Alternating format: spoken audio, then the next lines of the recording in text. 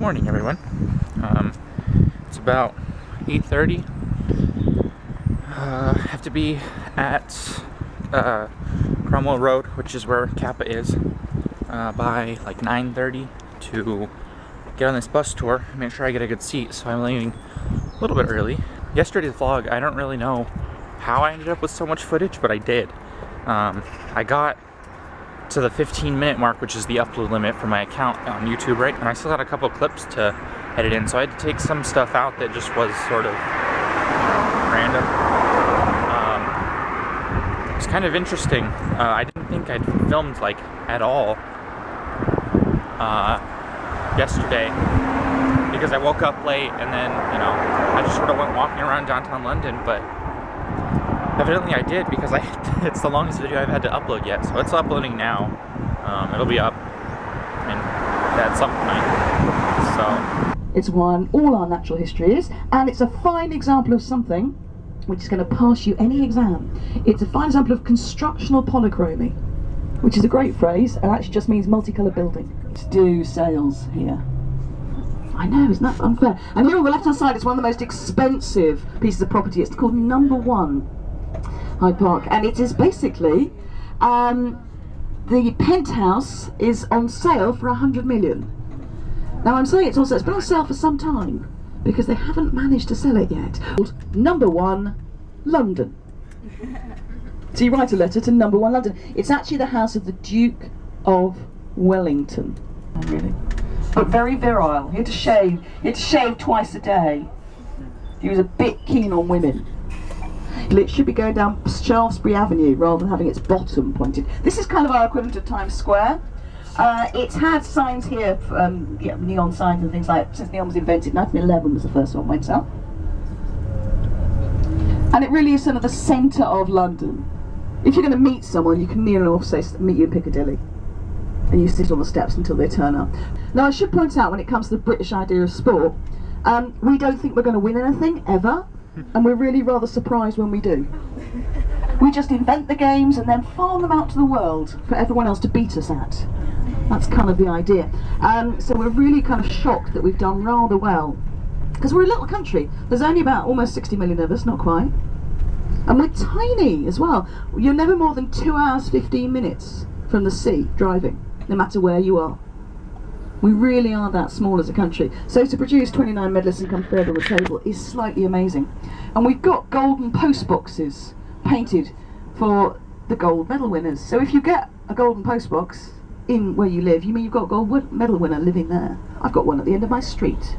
One of the girls who won the cycling, actually. And here on the right hand side we've got Phantom of the Opera. 25 years it's been playing here.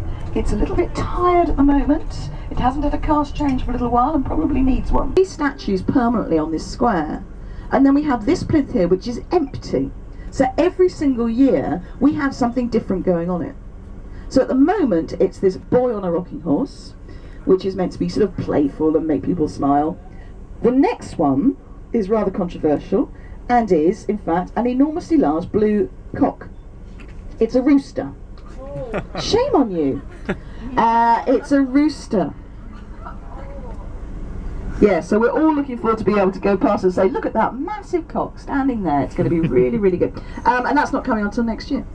The best one they did on here was, in fact, done by an artist called Anthony Gormley. And what he had was 100 people, one at a time, for an hour at a time, were allowed to apply and do anything they wanted on top of that plinth. So somebody, I know, her friend who did it, she went and talked about her shoes for an hour. Nice shoes they were. And as I said about sport, we're not really that keen on sport apart from football. And football is, we had a very famous manager of a football team once who said, football is not a matter of life and death, it's more important than that. And when I say football, I mean football.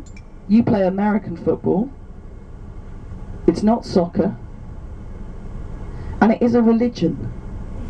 We have a game like American football, it's called rugby, but you do it without the padding, it's continuous play, and people die. The statue in the centre is Nelson, who beat Napoleon again earlier, 1805, in a naval battle. He died in that battle, and the lions we've got here were designed by Edwin Landseer, who was Queen Victoria, our longest reigning monarch. She was her favourite animal painter. Except he made a bit of a mistake when it came to these lions. He designed them, he went to the London Zoo, he sketched his lions, great, and then he caught cold. And he obviously like a man flu. He was obviously really bad with it. So he went home and finished them off their backsides, basically based on his cat. So they are anatomically incorrect. It's because it was in there that Bram Stoker used to work, who wrote Dracula. If he hadn't written Dracula, we wouldn't have ended up with Twilight. If he hadn't written the Twilight, we wouldn't have ended up with Robert Pattinson. So I blame Bram Stoker. So we're currently on the guided tour of London. I'm back by the St. Paul's Cathedral, actually. I was telling him that this is where I came yesterday after I left the tea. So I think there's a wedding or something going on here because there's a bunch of people dressed up and some major photographers and stuff. So it's pretty cool.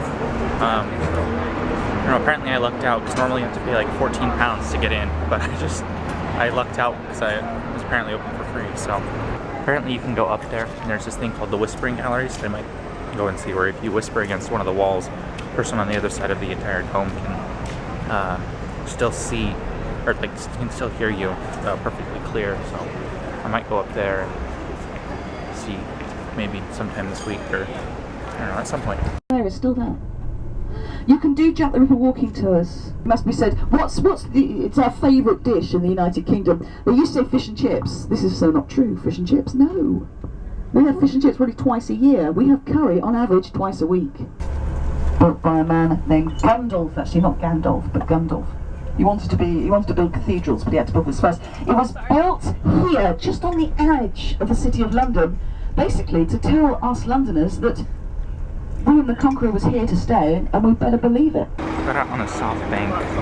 Now we're walking towards the Thames to see Tower Bridge. There's Tower Bridge. And Tower of London's there on the other side. This is the HMS Belfast, which is a museum. Apparently it served in World War II and the Korean War, and now it's a museum. Opens 4 times a month. Yeah, like 3 or 4 times a month. And we happen to be here right as that. Yeah, no that's kidding. awesome.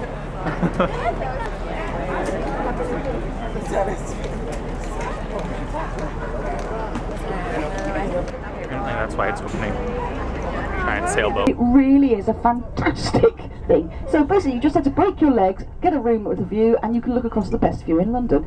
Main body of the building, built in the 1850s after a fire in 1830s. Big Ben is not the clock tower, that's the Elizabeth Tower, named after our Queen. Big Ben is the bell inside it, named after possibly Benjamin Hall, the man who was in charge of the works, and indeed had rather a big bottom. So he's rather bell-shaped.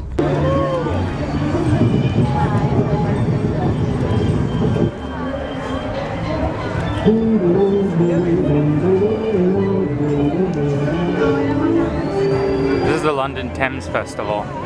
I don't know if you can hear me because it's so loud, but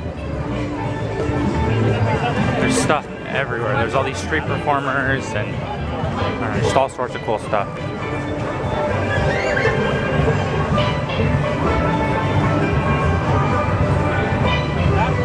Just a floating guy. No big deal. I think I'm gonna walk up to the Millennium Bridge and walk across and then hop a tube over to maybe the National History Museum or something and go in. It's only like 1 o'clock, so.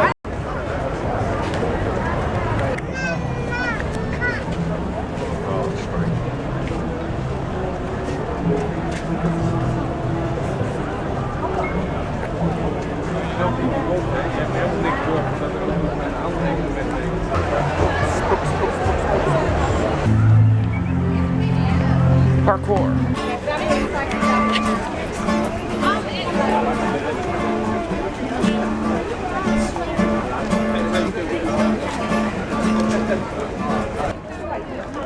It's the Tate Modern. I'm walking down the South Bank still, just chilling. I think my roommates are gonna come meet me down here though. They should be on their way, so I'm just killing time until they.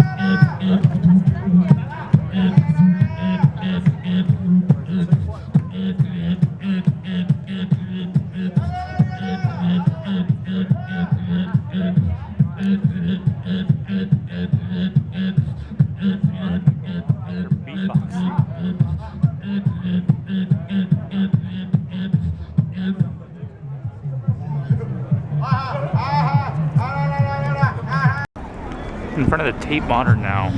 Still in the bank. Look how tall that tower is. There's that Korean group that's beatboxing and stuff. It's like a comedy group or improv or something. Not really sure. This whole building is one giant, it says turbine hall, which I guess that's what they converted the Tate into, or converted it from, I guess.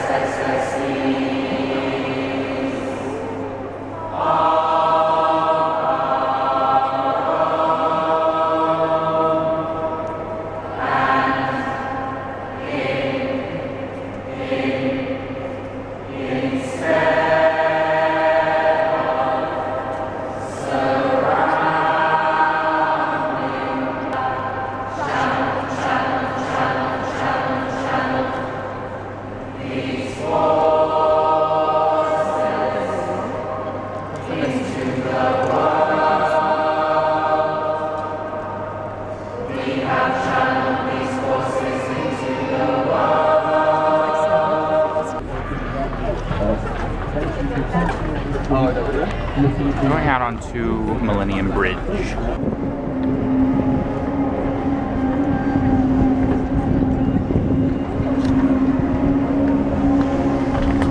No Tripp can rise.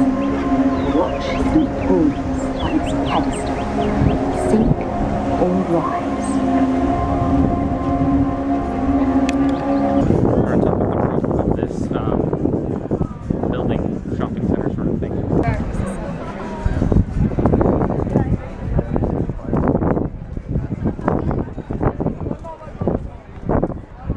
Oh my god.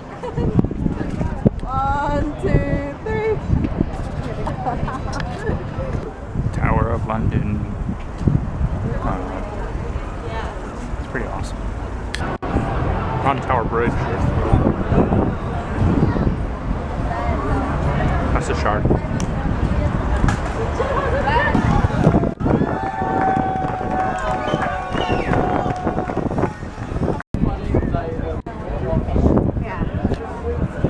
Tower Bridge actually